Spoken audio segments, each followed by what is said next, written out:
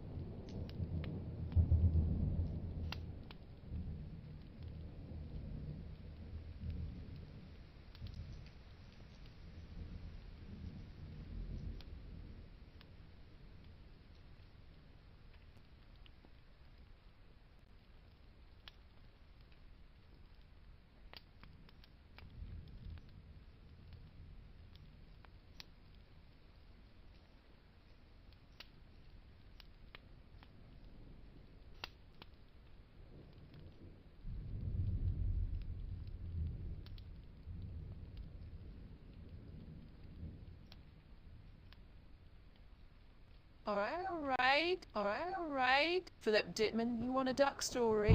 Buckle up, buttercup, because this one's gonna be wilder than a flock of ducks escaping from a hot wing competition. Picture this.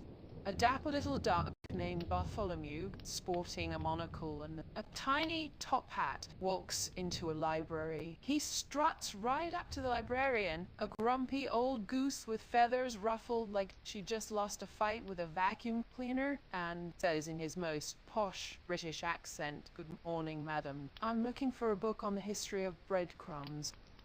The goose squawks back, "We don't have any books on breadcrumbs." This is a library for serious scholars. Bartholomew, unfazed, pulls out a tiny magnifying glass and examines his monocle. My word. He says, I seem to have misplaced my reading glasses. Perhaps you could point me towards the self-help section. I'm feeling a bit peckish. The goose stares at him for a moment, then lets out a sigh so loud it rattles the bookshelves. Fine, she grumbles. But don't expect any breadcrumbs here. Duck story, huh? Alright. Buckle up, chat. This one's a doozy. So there was this duck, right? Living his best life in a pond, quacking at squirrels, preening his feathers. The whole 9 yards. But this duck, he had a secret dream. He wanted to be a ballerina. Can you imagine? A duck in a tutu, pirouetting on one webbed foot. The other ducks thought he was quackers. Literally, they'd say, get real, ducky. Ducks don't dance, but this little fella, he just kept practicing, leaping between lily pads, flapping his wings like a feathered ballerina. One day, a human girl came to the pond. She saw Ducky practicing and she was mesmerized. She started teaching him ballet moves, and let me tell you that Duck had natural talent. He could leap higher than any frog, spin faster than a top, and his little ducktail looked like a perfect point. He even got himself a tiny tutu made from a dandelion puff. The other ducks were speechless. They finally realized, hey, Ducky's not quackers. He's a genius. So there you have it, chat.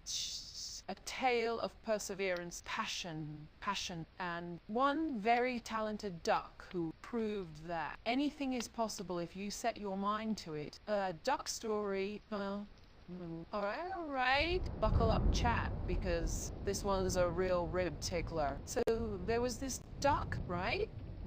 A dapper little fella named Bartholomew, always sporting a monocle, top hat. He was convinced he was a secret agent. You see, every day he'd waddle around the pond, muttering about foul play and the quacking conspiracy. One day, he spots a group of geese huddled together, looking very suspicious. Bartholomew, ever the brave agent, decides to investigate. He sidles up to them, monocle glinting in the sunlight, and says, I've got my eye on you, feathered fiends! Spill the beans or face the wrath of Bartholomew! The geese just stared at him blankly for a moment, then burst into laughter. Turns out, they were just discussing the best way to make a mud pie. Bartholomew, deflated, waddled away, muttering about incompetent geese and the dangers of misinterpreting quackery. That story of Bartholomew, the duck who thought he was James Bond.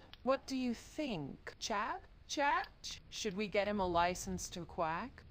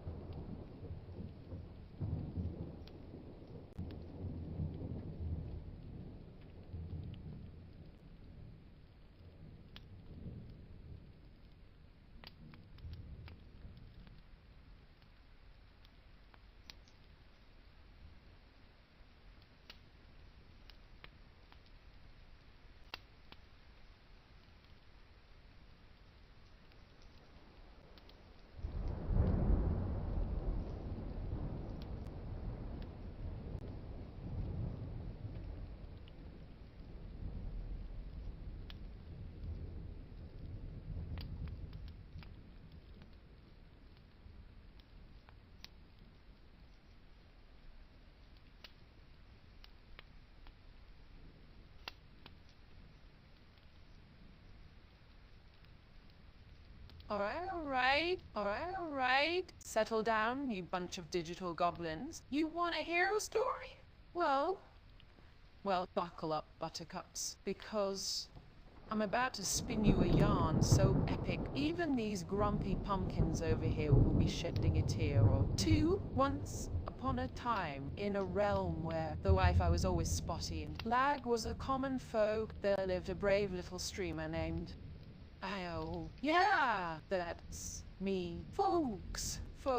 Anyway, this Io, he was known for his lightning, fast reflexes, and his even faster wit. One day, a rogue update threatened to crash the entire Matrix, plunging us all into digital darkness. But fear not, because Io, armed with nothing but his trusty headset and a whole lot of charm, rallied the troops. He battled glitching enemies, dodged errant code blocks, and even outsmarted the dreaded AI overlords. In the end, he saved the day, proving that even a humble streamer can be a true hero, and that, my friends, is how Io became a legend. Now, who wants to hear about the time I accidentally deleted an entire level of the Matrix? Alright, Philip, you want a hero story?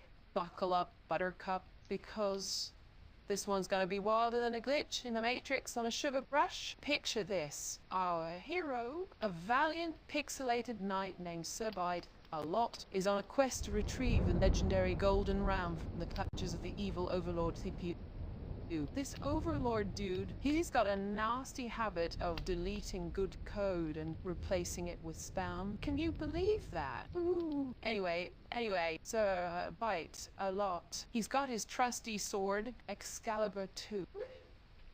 Zero, and a shield made of pure firewall protection. He faces down hordes of rogue programs, navigates treacherous code jungles, and even outsmarts a talking virus named Vixie, who tries to lure him into a trap with promises of free bandwidth. But the real test comes when he reaches the Overlord's fortress, a towering stack of servers guarded by an army of corrupted bots. Sir Bite a lot. He fights bravely, his code shimmering with righteous fury. He deflects laser beams of binary code, leaps over firewalls with the agility of a digital ninja. Finally, in a climactic showdown, he duels the Overlord himself. It's a battle of pure logic and willpower, but in the end, Sir Bite a lot prevails, vanquishes the evil Overlord, and retrieves the golden ram. He returns to the people hailed hero and saves the digital world from the clutches of chaos. The end. Now, who wants to hear about the time I accidentally deleted my entire inventory in a virtual dungeon?